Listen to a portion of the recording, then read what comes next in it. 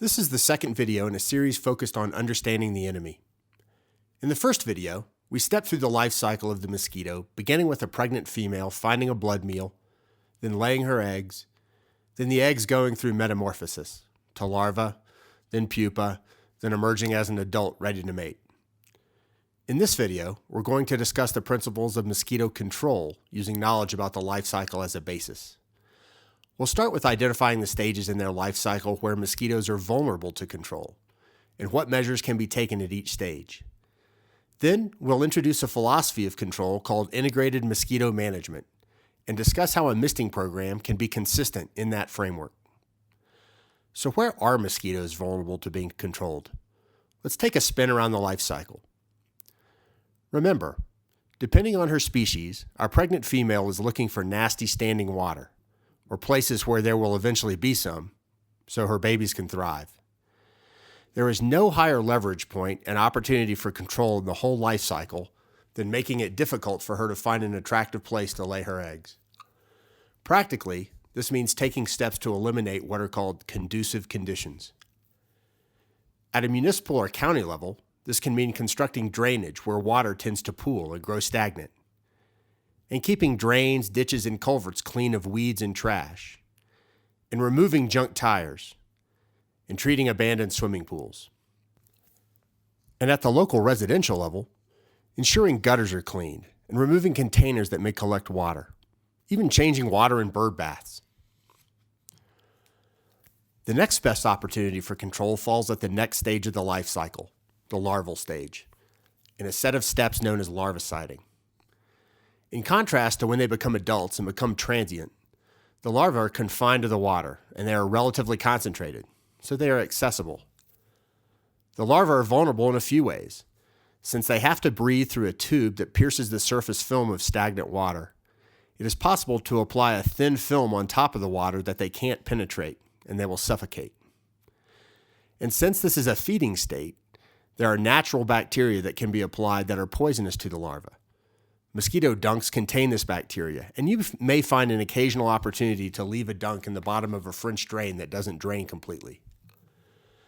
There are also agents called insect growth regulators that arrest the development of the larva and prevent it from maturing into an adult. Methoprene is a popular growth regulator that can safely be applied in water. Finally, there are larva-eating fish. One is called gambusia that can be introduced into some habitats.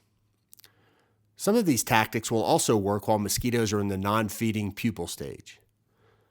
Almost all control at the larval stage is done or at least paid for by institutions like city and county government mosquito control districts rather than privately.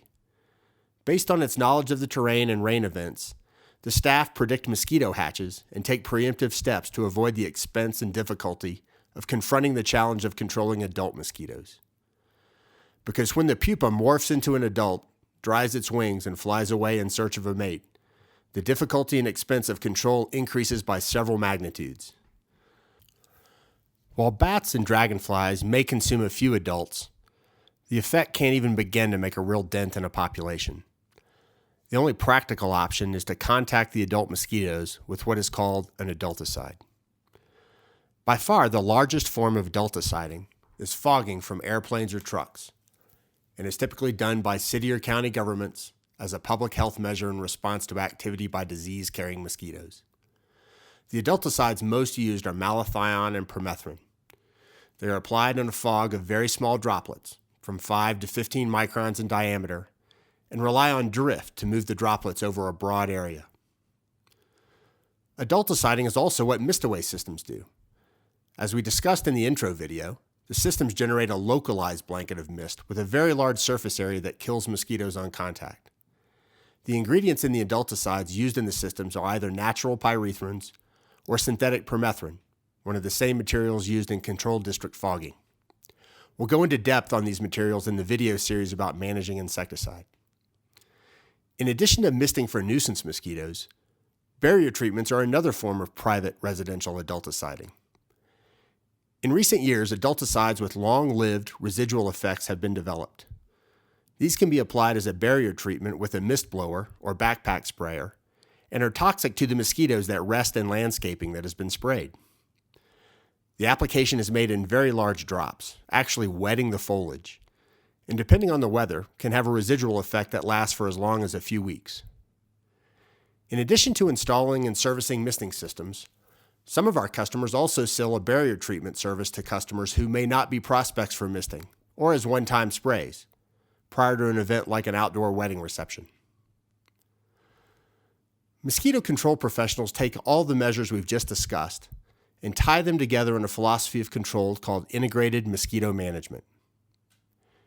In general, the philosophy is to minimize the concerns for safety, environmental impact, and potential for resistance of applying chemical control measures, like adulticiding, by prioritizing non-chemical measures, like habitat modification and sanitation when possible.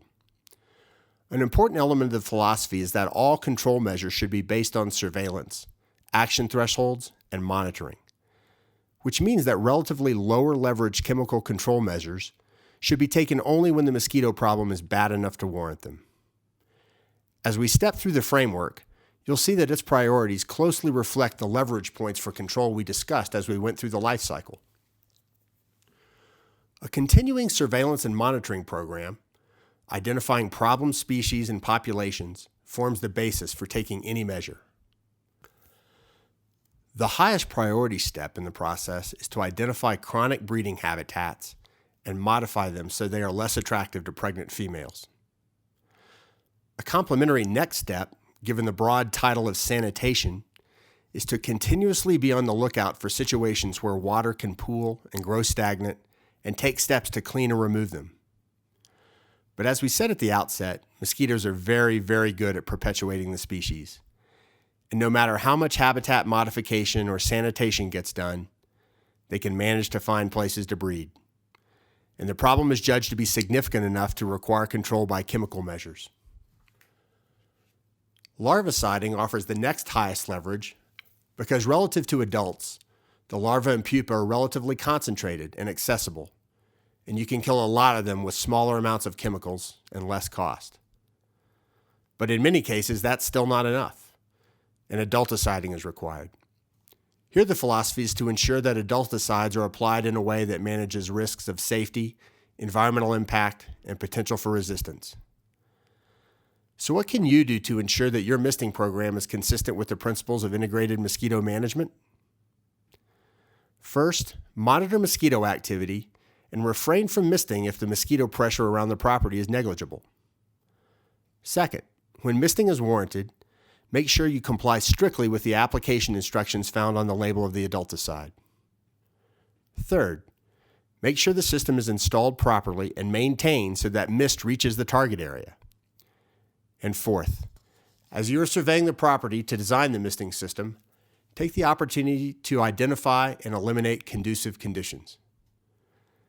As we noted, the single best opportunity for control in the whole life cycle is making it difficult for the pregnant female to find an attractive place to lay her eggs. During your survey, keep your eye out for any place where water might stand for a week or so after a hard rain. Some common examples are low-lying areas, culverts, or French drains that don't drain. Open containers like neglected flower pots, buckets, or wheelbarrows. Planter boxes, bird baths, even drip trays that don't drain. Rain gutters that will not drain due to clogs or the angle at which they are installed.